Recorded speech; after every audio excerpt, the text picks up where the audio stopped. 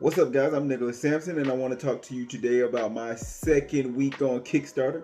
Just to give you some updates on the experiences that I've had so far, the things that I've learned, and the other marketing techniques that I think I'm going to start doing. So let's start out. I've learned how to run Facebook ads. Am I saying that they're effective? The click ratio to impressions are pretty good, but I'm noticing once they click on the ad and look at the video, it doesn't transition over to a backing. And just from talking to certain people and walking people through the whole backing experience, I don't think Kickstarter is synced with Google, whereas you can just click your email and then it syncs up automatically and then you can just back, right? Because we're in that habit of only wanting to do one-click things. Like you go to Amazon, you click purchase, it's gone, right? And we've come accustomed to those types of things of wanting everything to be happening at a quick pace, because we got a horrible attention span now. Everything is, you're jumping on all the social platforms, looking at this, and this. You're in such a habit of scrolling and moving on to the next thing. So when something's in somebody's mind and they want to take action on it, once they click that back button, I think, and then they have to go down, fill in their information, I think it kind of turns them off.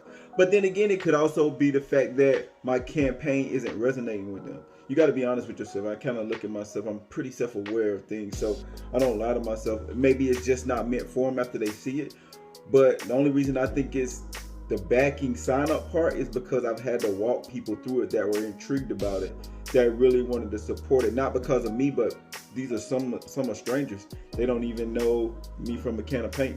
So that was one thing that I noticed and learned at the same time. But the marketing that I'm kind of getting traction on is Reels.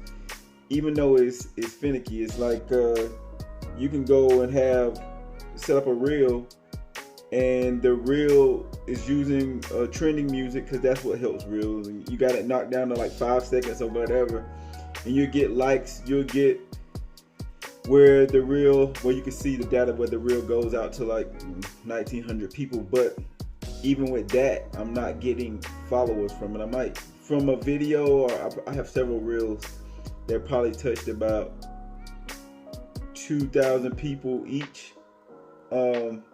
But I might get 3 followers from each one of those. And I run a separate social media platform, and I have a reel that went up that got about 20,000 people that were impressed by 20,000 people, and it's still going up now. This was probably dropped about a month ago. It's nothing related to the book. It was one of my other pages, but that didn't correlate to followers either, even if you put in the caption, because with reels you want to create something with trending music. Then you also want to make sure that it's got a hook on it, right? So you'll put like, have you done XYZ, right? Just to get the people or whoever watching, they grab their attention. So now they're hooked, they're looking into it. Even with the caption, you put the same hook or maybe a different variation of it. And then you put the action that you want people to take, like follow XYZ. Even with seeing those types of things, or doing those types of things, it doesn't correlate to following. So social media is a very weird marketing technique. Now, I know about the setting up the ads, which I've been doing for a while. Setting up ads, running them, getting people to interact with that ad, whatever it might be.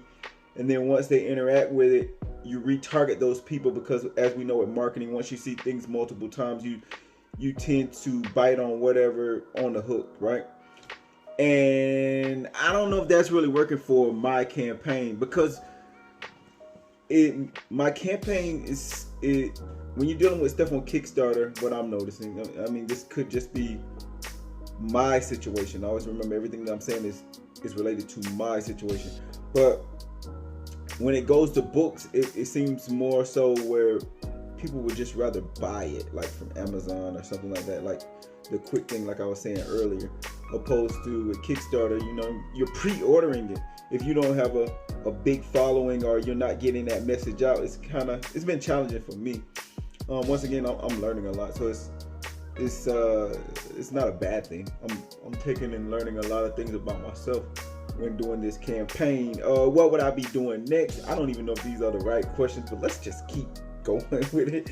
What am I gonna do next, marketing wise? I've reached out to some social media personnel, some social media groups and related to bullying, because my book is about bullying.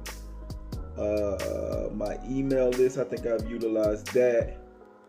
Let's talk about the email list too. One thing I know I'm gonna do after this is over with is clean out my email list, because your mailing list, you want to make sure that you got the right people.